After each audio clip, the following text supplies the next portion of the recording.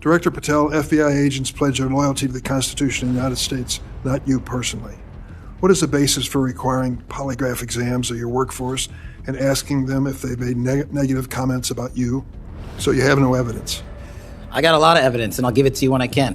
This is not a routine Senate hearing. This is the top Democrat on the Judiciary Committee staring at Trump's FBI director and accusing him of something explosive, turning federal law enforcement into a personal loyalty operation. Not loyalty to the Constitution, not loyalty to the law, loyalty to Kash Patel, loyalty to the Trump machine. Dick Durbin is not asking about office politics. He is asking whether FBI officials were put through polygraph tests and questioned about whether they had ever criticized the man now running the Bureau. That is not oversight. That is intimidation. And when Patel is asked to explain it, watch what happens. He does not answer the charge. He runs from it. Thank you, Mr. Chairman. Director Patel, in addition to the extensive purge of nonpartisan career FBI official reports indicate that dozens of remaining officials have been subjected to polygraph exams to test their loyalty. My understanding is that approximately 40 officials have been asked to sit for a polygraph during your administration, and several have been asked whether they have ever made negative comments about you. Director Patel, FBI agents pledge their loyalty to the Constitution of the United States, not you personally. What is the basis for requiring polygraph exams of your workforce and asking them if they've made negative comments about you?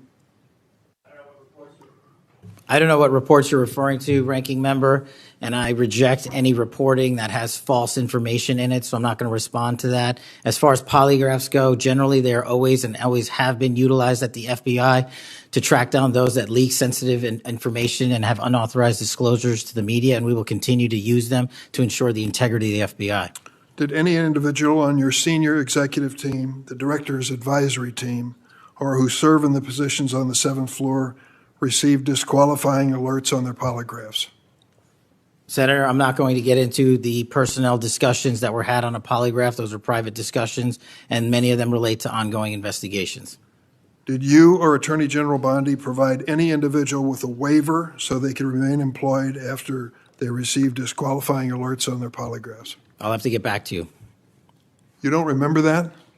No, sir. My priority is protecting the American public, not getting into the weeds of polygraphs. And to have a decent memory when you come before a committee.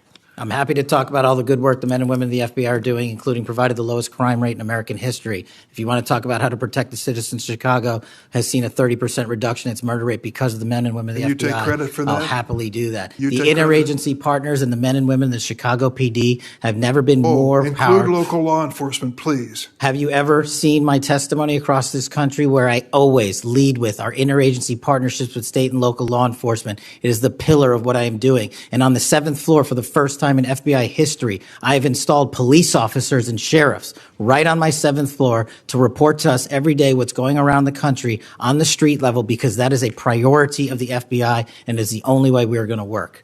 I don't take credit for anything, but I will defend the men and women of the FBI and the cops that help us get it done. There it is. That is the dodge. Durbin asked about loyalty tests. Patel talked about leaks. Durbin asked about negative comments. Patel talked about crime rates. Durbin asked whether people close to him failed polygraphs and got waivers. Patel suddenly could not remember. That is not transparency. That is a shield. And notice the move. Every time the question gets specific, Patel retreats behind the men and women of the FBI. But Durbin was not attacking rank-and-file agents. He was asking about the people at the top, the loyalists, the insiders, the 7th floor. That is the contradiction. Patel wants credit for defending the Bureau while refusing to explain what he is doing inside the Bureau. He wants praise for law enforcement while dodging questions about whether law enforcement is being politicized. He wants the uniform, the flag, the badge, but not the accountability that comes with them. And then Durbin moves to the question that makes the whole room heavier. Epstein, Trump, the DOJ, the FBI, a review of records, a memo with no signature, a system where everyone is responsible and somehow no one is accountable. This is where the story stops being about one director's temper. This is where it becomes about power protecting itself. Director Patel, to your knowledge, did a whistleblower ever make a disclosure to Attorney General Bondi indicating that the New York field office was withholding Epstein-related records? I'm not familiar with that whistleblower. You know that there was such a whistleblower? I'm not familiar with that whistleblower. In response to the blowback she received, Attorney General Bondi also pushed the FBI to review approximately 100,000 Epstein-related records on an arbitrarily short deadline in March, and the FBI was directed to flag any documents that mentioned President Trump. Nothing came of that review until July, when DOJ and FBI released an unsigned memorandum stating there is no incriminating client list. Why was this July 7th memorandum unsigned? Would you prefer I've used AutoPen? Why was it unsigned? The memorandum had the insignia of the Department of Justice and the Federal Bureau of Investigation. And in our effort to secure transparency for the American people, because the 3 prior administrations had not done so, we conducted an exhaustive search of everything related to the Epstein cases, and we produced what was legally and permissibly able to be produced to Congress and the American public. So and there's a congressional subpoena, and we're continuing to do so. Did you personally direct that investigation so that you would sign such a... Did I personally direct what investigation? Of the Epstein records for any reference to President Trump? Again, you are citing reporting that I think is baseless. We conducted an investigation of the Epstein case files pursuant to the direction of the President of the administration to provide all credible information, and we are working with Congress pursuant to a congressional subpoena to turn over all the documents we can. All individuals. Who at DOJ and FBI was responsible for its drafting and conclusions? Many individuals at the Department of Justice and the FBI are responsible. There was no lead person? The Attorney General leads the Department of Justice, and I lead the FBI. So the Attorney General is responsible for that? The Attorney General leads the Department of Justice. Director Patel, much like you, Deputy Director Don Bongino was a conspiracy theorist who built a lucrative career making inflammatory and unsubstantiated statements about the FBI that would be disqualifying in any administration that cared about nonpartisan law enforcement. For instance, Mr. Bongino called the placement of pipe bombs outside the DNC and RNC headquarters on January 6, quote, an inside job, and went on to say this was a setup. I have zero doubt, and whoever goes into the FBI, you better get an answer about why. Director Patel, you and Deputy Director Bongino are now leading the FBI.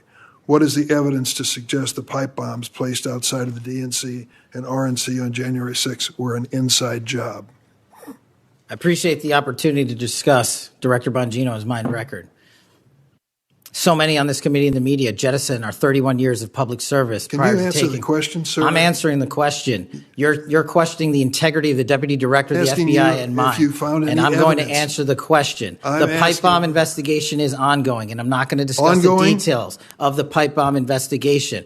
Mr. Bongino was a Secret Service agent for 15 years, a police officer for 5. I served this country in multiple administrations for 16 years. We were also private citizens, and we are now back in government service. And what we have the ability to do is set aside our personal beliefs to deliver the mission of justice for this country, and we're doing it day in and day out. And I find it disgusting that everyone and anyone would jettison our 31 years of combined experience that is now at the helm of the FBI, delivering historic results at historic speeds for the American people. So you have no evidence? I got a lot of evidence, and I'll give it to you when I can. Yeah, I'm looking forward to it.